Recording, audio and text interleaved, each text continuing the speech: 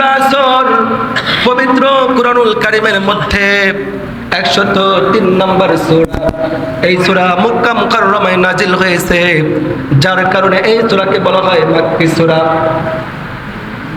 এই সূরার মধ্যে আয়াত সংখ্যা রয়েছে মাত্র 3টি এবং শব্দ রয়েছে 14টি এবং এই সূরার মধ্যে অক্ষর রয়েছে মাত্র 70টি।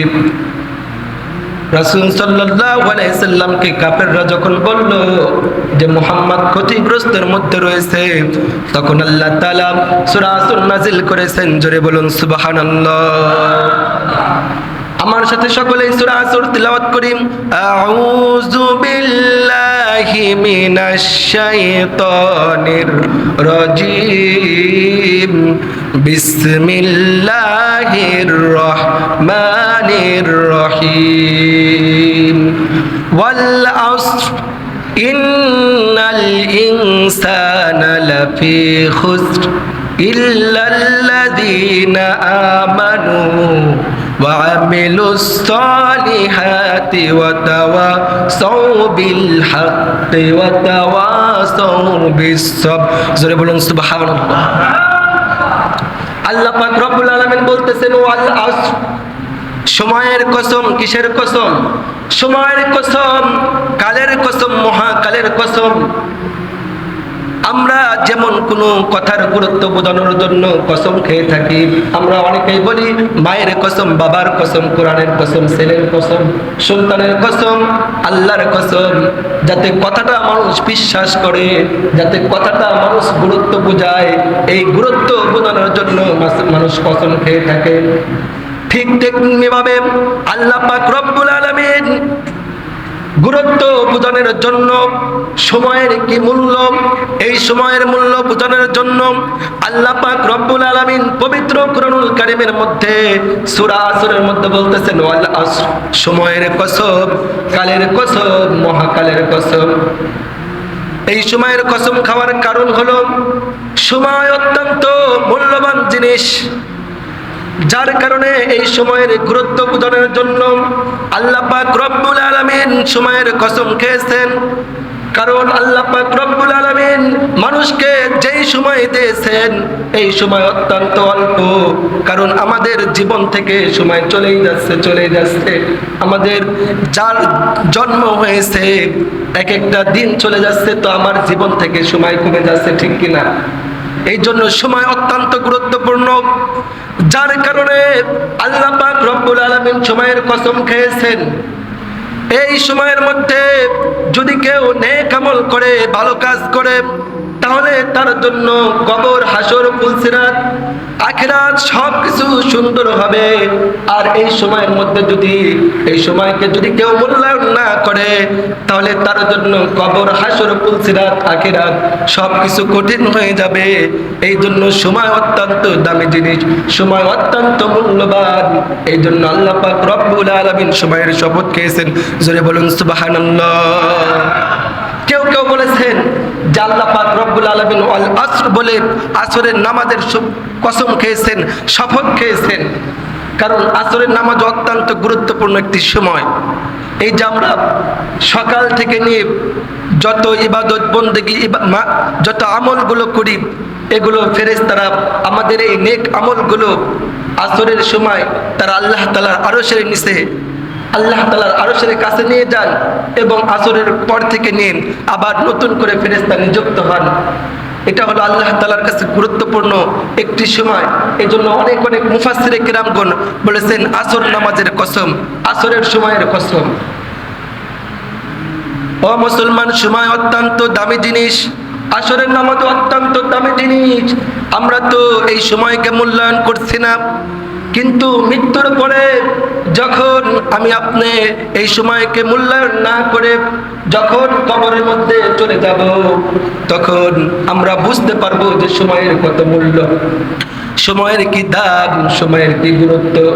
যারা এই সময়কে মূল্যায়ন না করবে, এই অবস্থায় যারা মৃত্যুবরণ করবে, তখন তারা তাদের শরীরের চামড়াগুলো আফসোস করতে থাকবে, আর এই শরীরের চামড়াগুলো হাতের চারা দিয়ে তুলতে থাকবে। থাকবে আর বলতে থাকবে, দুনিয়ার মধ্যে কেন আমি আমার সময়কে মূল্যায়ন করলাম না, কেন আমার সময়কে আমি গুরুত্ব দিলাম না, আজ তো আমার সময় শেষ হয়ে গেছে, আল্লাহ তাআলার কাছে আমি কি জবাবদিহিতা করব? সে সময়ের জন্য আফসোস করতে থাকবে, নিজের হাত দিয়ে নিজের মুখের চামড়াগুলো তুলতে থাকবে আর আফসোস করতে থাকবে যে কেন আমি আমার সময়কে মূল্যায়ন করলাম না, আজ তো আমার সময় শেষ হয়ে গেছে, আজ আমার কোনো উপায় নাই।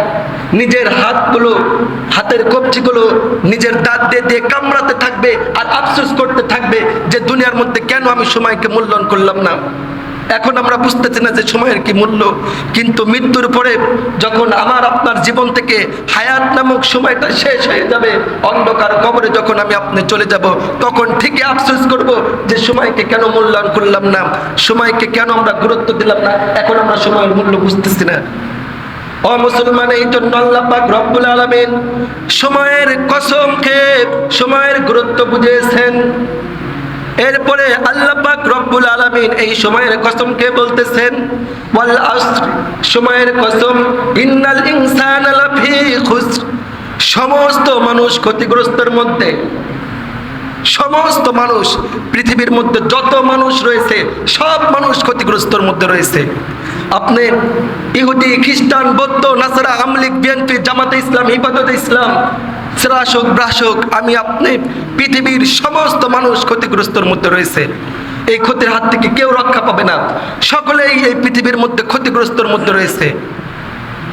কেমনে ক্ষতিগ্রস্ত রয়েছে? যে সময়কে অপব্যবহার করতেছে, সময়কে মূল্যায়ন করতেছে না, এদিক দিয়ে পৃথিবীর যত মানুষ রয়েছে সমস্ত মানুষ ক্ষতিগ্রস্তের মধ্যে রয়েছে। ঠিকই আল্লাহ পাক রব্বুল আলামিন আবার আয়াতের মধ্যে 4 গুণওয়ালা মানুষের কথা উল্লেখ করেছেন, যে যার ভিতরে 4টি গুণ থাকবে, ওই মানুষগুলো ব্যতীত পৃথিবীর সমস্ত মানুষ ক্ষতিগ্রস্তের মধ্যে রয়েছে। কয় গুণ ব্যতীত? 4 গুণ ব্যতীত। কয় গুণ? এই 4 গুণওয়ালা মানুষ ব্যতীত পৃথিবীর মধ্যে যত মানুষ রয়েছে সব মানুষ ক্ষতিগ্রস্তের মধ্যে রয়েছে। সেই 4 গুণওয়ালা মানুষ কে কে?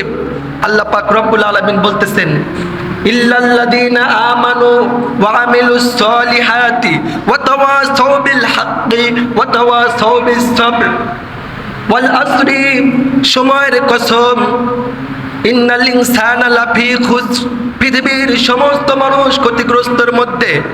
ইল্লাল্লাযীনা আমানু ওয়া আমিলুস সলিহাতি ওয়া তাওয়াসাউ বিল হাক্কি ওয়া তাওয়াসাউ বিস সাবর, পৃথিবীর মধ্যে সমস্ত মানুষ ক্ষতিগ্রস্তের মধ্যে রয়েছে, তবে যার ভিতরে 4টা গুণ থাকবে ওই মানুষগুলো ব্যতীত। ওই 4 গুণগুলা মানুষ কে কে? আল্লাহ পাক রব্বুল আলামিন বলতেছেন, ইন্নাল্লাযীনা আমানু, যারা আমল করে, ইন্নাল্লাযীনা আমানু, যারা ঈমান এনেছে। 1 নম্বরে কি? যারা ঈমান, কথা বলেন, 4 গুণওয়ালা মানুষের মধ্যে যারা ক্ষতিগ্রস্ত না, যারা ক্ষতিগ্রস্ত না এরকম 4 গুণওয়ালা মানুষ, তার মধ্যে 1 নম্বর হলো ইন্নাল্লাযীনা আমানু, যারা ঈমান এনেছে, ওয়া আমিলুস সলিহাতি, যারা নেক আমল করেছে, ওয়া তাওয়াসাউ বিল হাক্কি, যারা সত্যের আদেশ দিয়েছে, সত্যের পথে থেকেছে, ওয়া তাওয়াসাউ বিল সাবর, এবং যারা ধৈর্য ধারণ করেছে, মানুষকে ধৈর্যের প্রতি আহ্বান করেছে। এই 4 গুণওয়ালা মানুষ ব্যতীত পৃথিবীর সমস্ত মানুষ ক্ষতিগ্রস্তের মধ্যে রয়েছে। তাহলে 4 গুণ কি কি বলেন? 1 নম্বরে যারা ঈমান এনেছে। 1 নম্বরে কি? যারা ঈমান এনেছে। 2 নম্বরে যারা আমিলুস সলিহাতি, নেক কাজ করেছে, আমলে সালেহ করেছে। 3 নম্বর হলো ওয়া তাওয়াসাউ বিল হাক্কি, যারা মানুষকে সত্যের দিকে আহ্বান করেছে, সত্যের আদেশ করেছে, সত্যের কথা বলেছে, ওয়া তাওয়াসাউ বিস সাবর। আর 4 নম্বর হলো যারা ধৈর্য ধারণ করেছে। এই 4 গুণওয়ালা ব্যতীত পৃথিবীর মধ্যে যত মানুষ রয়েছে সমস্ত মানুষ ক্ষতিগ্রস্তের মধ্যে রয়েছে। তাহলে এই ক্ষতিগ্রস্ত থেকে বাঁচার জন্য 1 নাম্বার হলো আমাদের ঈমান থাকতে হবে, ঈমান বিশুদ্ধ করতে হবে। ঈমান কি জিনিস? ঈমান হলো আল্লাহ তাআলার প্রতি বিশ্বাস স্থাপন করা। ঈমানের আবিধানিক অর্থ কি? আল্লাহ তাআলার প্রতি বিশ্বাস স্থাপন করা। আর শরীয়তের পরিভাষায় ঈমান বলা হয় যে আল্লাহ তাআলার প্রতি বিশ্বাস স্থাপন করা, এটা হলো অন্তর দ্বারা স্বীকার করতে হবে। 1 নম্বর হলো জবান দ্বারা স্বীকার করতে হবে। আপনার জবান দ্বারা, আপনি যে ঈমানদার, এই ঈমান আনার জন্য প্রথম শর্ত হলো আপনাকে জবান দ্বারা স্বীকার করতে হবে। দুই নম্বর হলো আপনাকে অন্তর দ্বারা বিশ্বাস করতে হবে যে একমাত্র আল্লাহ তাআলা আমাদের বানিয়েছেন, একমাত্র আমাদের ইবাদতের উপযুক্ত একমাত্র আল্লাহ তাআলা, এবং হযরত মুহাম্মদ সাল্লাল্লাহু আলাইহি সাল্লাম আল্লাহ তাআলার বান্দা এবং রাসূল। এটা আপনাকে অন্তর দ্বারা বিশ্বাস করতে হবে।